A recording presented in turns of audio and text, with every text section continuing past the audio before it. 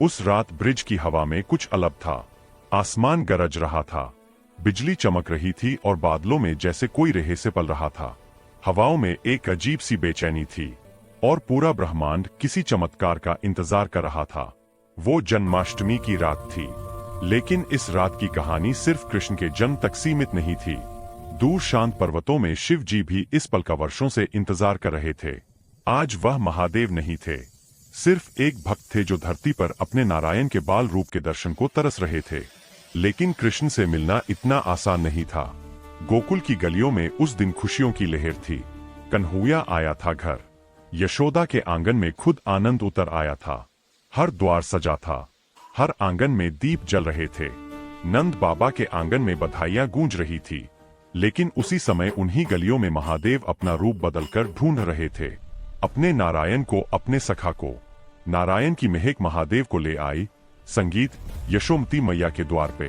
प्रणाम बाबा, सेवा में क्या आदेश है?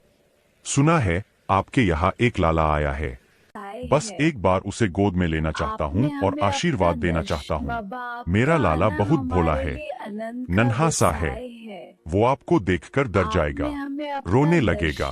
आपको अगर भूख लगी है तो मैं कुछ खाने संगीत को ला सकती हूँ, लेकिन बच्चे को हाथ नहीं लगाने दूंगी। तुम्हारा लाला इस ब्रह्मांड का स्वामी है, वो मुझसे क्या डरेगा? मेरे जैसे तो सब उसके आसपास रहते हैं। वो चलना नहीं उड़ना जानता है। बस एक बार मिल लेने दो ना, मुझे दान चाहिए ना कोई और चीज। बाबा आप कुछ भी बोल रहे हैं, मेरा लाला एक नन्हा सा बच्चा है, उसके बारे में इस तरह उल्टा सीधा मत कहिए। और नहीं, मैं आपको उसे नहीं दिखाऊंगी। अगर कुछ चाहिए खाने पीने को तो ला दूंगी, पर मेरे लाला को मत छुए। मैया ने दरवाजा बंद कर दिया और महादेव बस वही बैठ गए। ना कोई शिकायत, ना कोई क्रोध, केवल एक निशब्द प्रतीक्षा। लाला से मिलकर रहूंगा।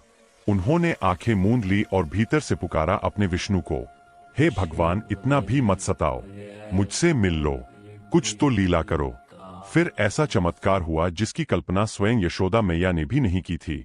मैया अपने लाला के साथ खेल रही थी, हंसी खुशी में मग्न थी। पर खेलते खेलते लाला ने अचानक रोना शुरू कर दिया। पहले हल्की सी सिसकी, फिर तीव्र होता क्रंदन, और देखते ही देखते पूरा आंगन उनकी रुलाई से गूंज उठा। मैया ने हर संभव उपाय कर डाला, कभी गोद में झुलाया, कभी आंगन में घुमाया, दूध पिलाने से लेकर लोरी सुनाने तक ममता का हर जादू आजमाया। पर लाला थे कि चुप होने का नाम ही नहीं ले रहे थे।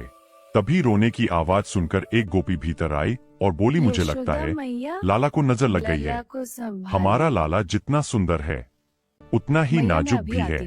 एक काम करते, बाहर एक बाबा बैठे हैं, उनसे लाला की नजर उतरवा लेते हैं। मैया का मन नहीं था, वे जानती थी वही बाबा, वही अघोरी जो सुबह से द्वार पर बैठे हैं।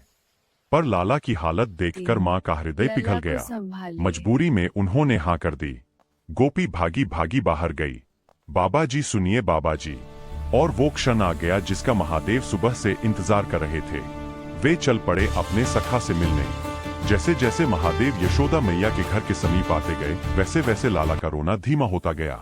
और जैसे ही शिवजी ने द्वार पर कदम रखा, लाला की रुलाई थम गई, मानो अपने पुराने सखा को पहचान लिया हो। शिवजी ने हल्की मुस्कान के साथ अपना शंख उठाया। एक मधुर गूंजती हुई ध्वनि पूरे आंगन में फैल गई। यशोदा मैया से लेकर सभी गोपियां उस स्वर में खो गई। पर उस क्षण शिव जी के सच्चे स्वरूप को देखने का सौभाग्य केवल लाला को मिला।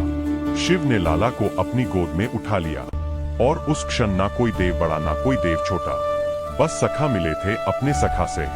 यही है इस कथा का सार। दुनिया चाहे जितना भी कह ले कि कौन श्रेष्ठ है, महादेव या नारायण, पर सत्य यही है कि वे दोनों एक दूसरे के आराध्य हैं, एक दूसरे के पूज्य और एक दूसरे के प्रियतम। इस प्रेम और एकत्व के संदेश को उन सभी तक पहुंचाइए जो अब भी इस उलझन में है। कौन बड़ा है? कमेंट्स में बताइए आप किसके भक्त हो, महादेव या कृष्ण।